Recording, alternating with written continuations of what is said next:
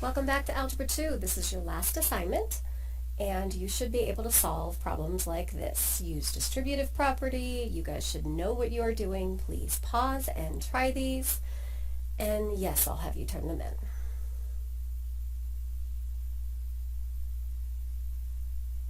Why is the X missing on that sucker? Okay, there's an X here. There should be an X right there. I don't know why it's missing on this guy. And unfortunately, I can't draw it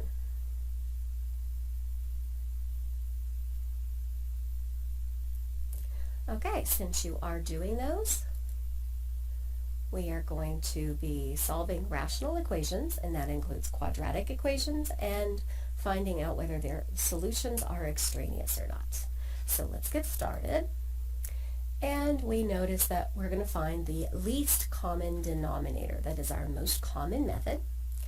And in finding our least common denominator, anything we have in the denominator that has a plus or minus, we need to put that in parentheses. And then since 2x is completely different than this, we know that our least common denominator is 2x times x plus 1. So that is what I'm multiplying the first entire equation by. Now remember, we write those out a couple different ways, but we want to make sure that we are multiplying every single term in this equation by 2x and x plus 1. In the first one, x plus 1 cancels, and I'm going to have 2x times 3x is 6x. Minus, because it's right there. The second term, I go back to the least common denominator. The 2x is what I have in common. So I have the 5 from the numerator, and it's multiplied by x plus 1. My last term, the 2x cancels, and I have 3 times x plus 1. And now the problem looks very much like we had problems on the bell work. And we're going to simplify this. 6x minus 5x minus 5 is x minus 5. And this side is 3x plus 3. So I'm going to subtract 1 from both sides. And I'm going to subtract 3 to get that to the other side. And I have negative 8 equals 2x, so x equals negative 4. And what numbers can x not be equal to in this particular problem? It's the least common denominator can't equal 0. So 2x cannot equal 0, and x plus 1 cannot equal 0. So this is going to tell me x cannot equal 0 or negative 1. That is not the case here, so this is not an extraneous solution. The easiest way to test for extraneous. Looking at our next problem, we need to find the least common denominator, and we definitely have an x plus 1. And then we need to factor this guy, and in factoring this we notice that it is the difference of perfect squares, so that's going to be 1x plus 1 and x minus 1. That is our least common denominator. Now this has to get multiplied by each term separately, and I'm not going to write it out because my hand hurts, but x plus 1 cancels with x plus 1. So the first part of this, now anytime I have something unusual in the numerator or denominator, I've got to put parentheses around it. So I have x minus 1 from the least common denominator and 4x plus 1. Next term, I don't know if this is showing up or not. Next term, well, this entire thing here is this whole thing. so I get 12. Plus, do I have a denominator? No, it's going to be both of these. Now, don't both of these multiply to give me x squared minus 1? So our first step, least common denominator times each term, canceling out all of the factors that I can. Now I need to FOIL.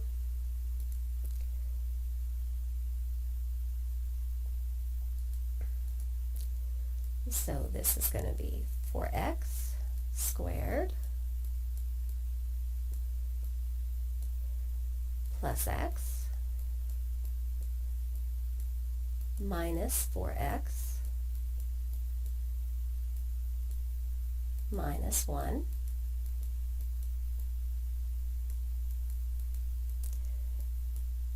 and when we get it in this form and we see x squareds all over the place, what we have to do is move everything to one side of the problem.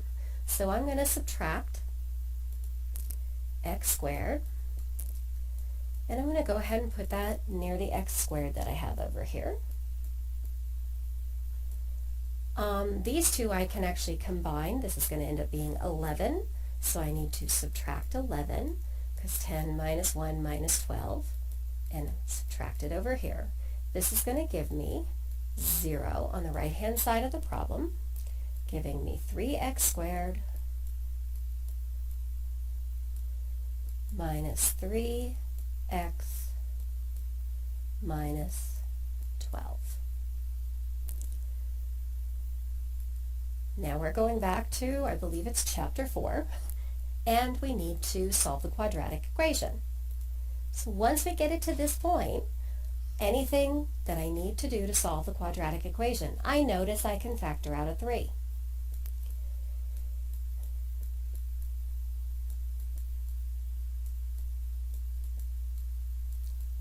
Do we have factors of -4 that add to give us -1? If we do, we factor. If we don't, we're going to go into quadratic formula. Now 3 cannot equal 0, so this doesn't give me a solution. So we're actually done with that. We just need to go into quadratic formula. A is 1, B is -1, and C is -4. So quadratic formula.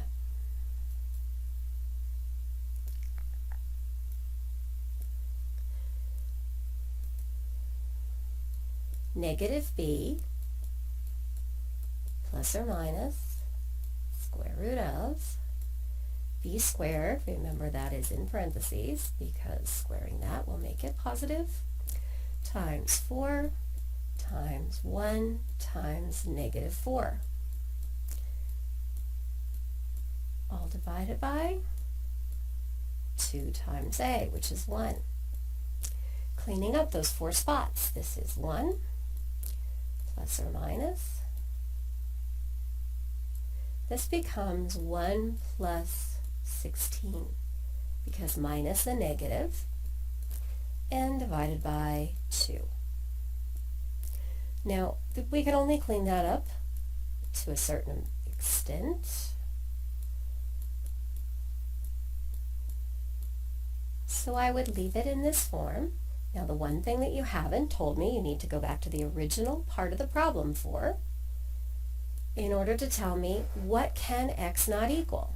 Well, this is my least common denominator, so if I go back to my least common denominator, x plus 1 cannot equal 0, and x minus 1 cannot equal 0. So x is not allowed to equal 1 or -1.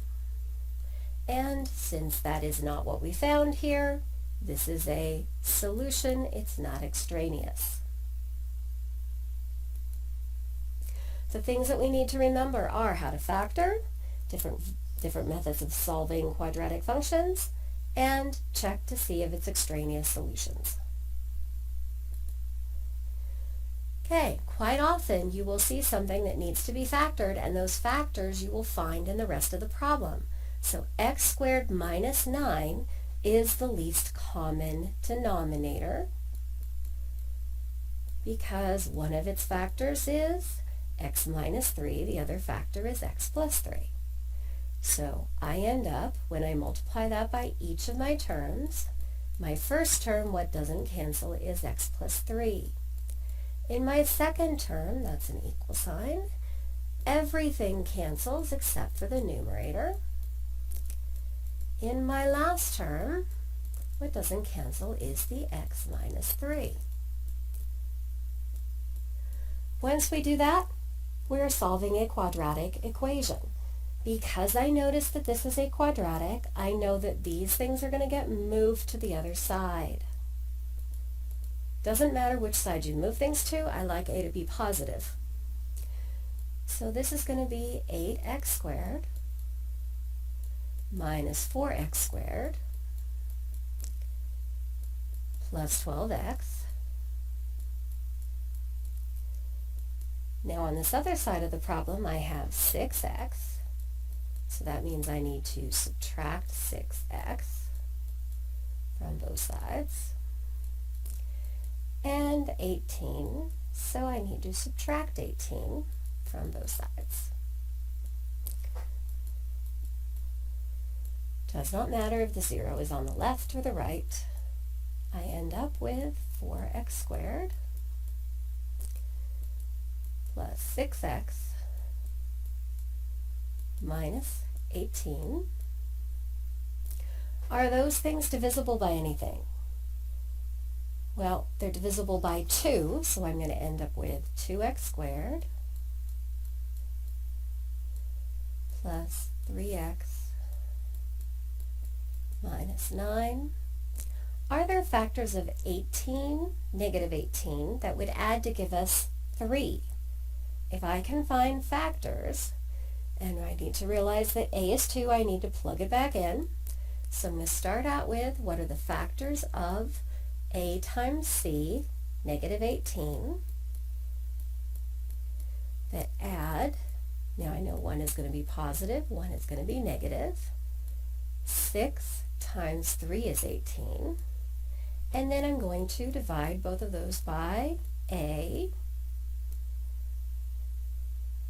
And that's going to give me solutions, right?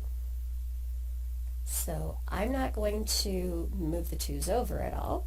X could equal negative 3 because I changed the sign when I move it out. Or, in this case, it's going to be positive 3/2.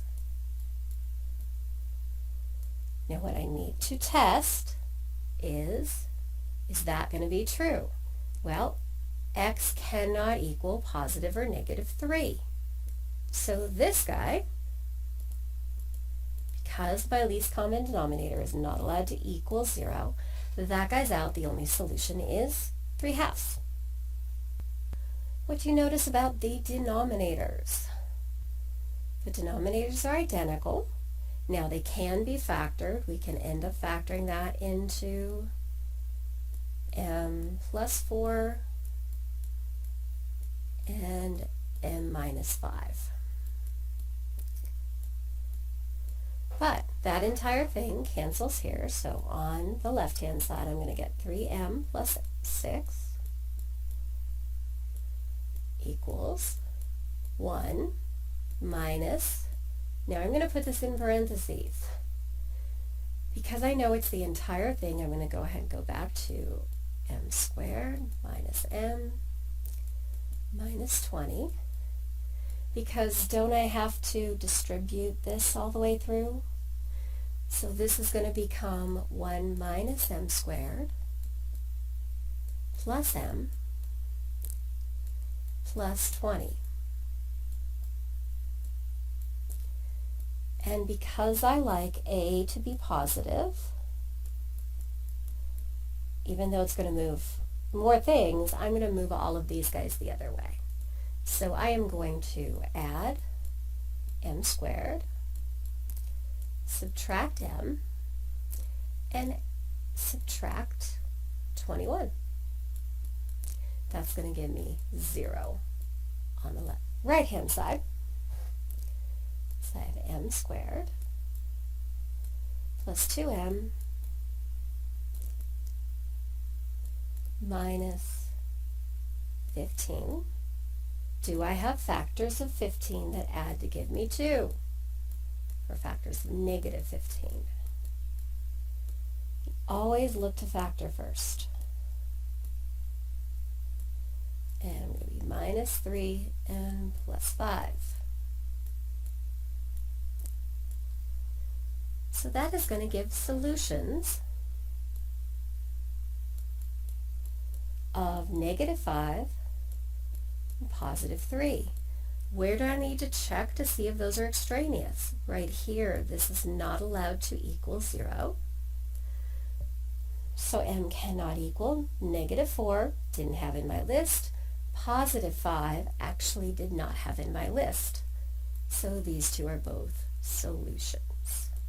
So this is what we're doing today. You have a worksheet this time.